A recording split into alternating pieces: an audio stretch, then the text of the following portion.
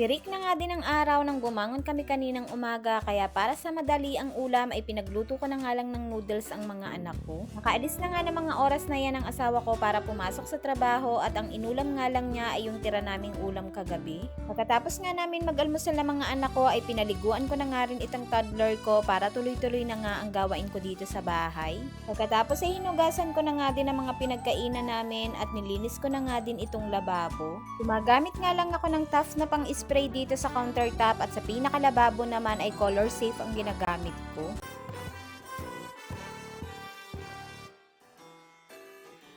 Katapos ko naman maglinis sa lababo ay dito naman ako sa may lutuan naglinis at nilinisan ko na nga din itong kalan namin. Pinunasan ko na nga din itong pader dahil napakarami ng talsik ng mantika. Nagpunas na nga din ako nitong patungan at pinunasan ko na nga lang din itong condiments bottle dahil may mga laman pa nga ito.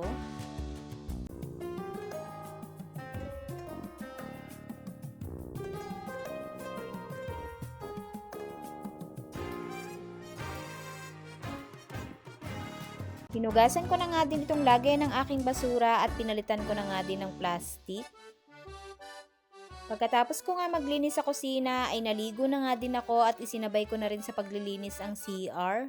Tapos nilikom ko na nga din itong mga damit na sinampay ko dahil tuyo na din ito para matupi ko na nga din dahil sa sunod na araw ay maglalaban na naman ako. Ito pa naman talaga yung pinaka nakakatamad na gawaing bahay, yung pagtutupi nga ng mga damit. Kaso nga lang, ang pangit talagang tingnan kapag nakababad lang sa sampayan. Sinasamantala ko nga dyan ang paglilinis habang naglalaro ang mga anak ko tapos maya-maya nga ay dumating na nga itong toddler ko. Kaya ayon at nakisawsaw na naman siya sa ginagawa ko. And finally, natapos na nga rin ako sa pagtutupi ng mga damit kaya naglinis na nga din ako dito sa sala.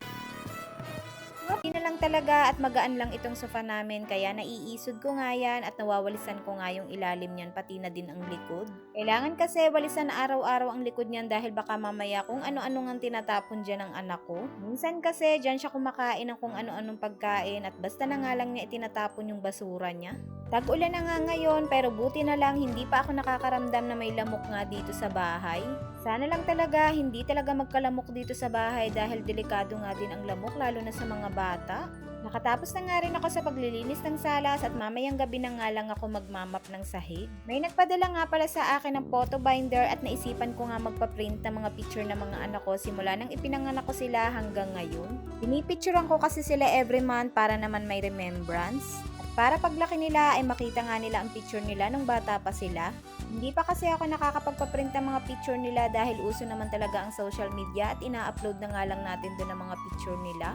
Tapos eto na nga ang mga picture nila simula nang ipinanganak ko sila hanggang ngayon. Ang cute nga ng photo binder na ito at makakapaglagay ka nga dito ng 120 pieces na pictures.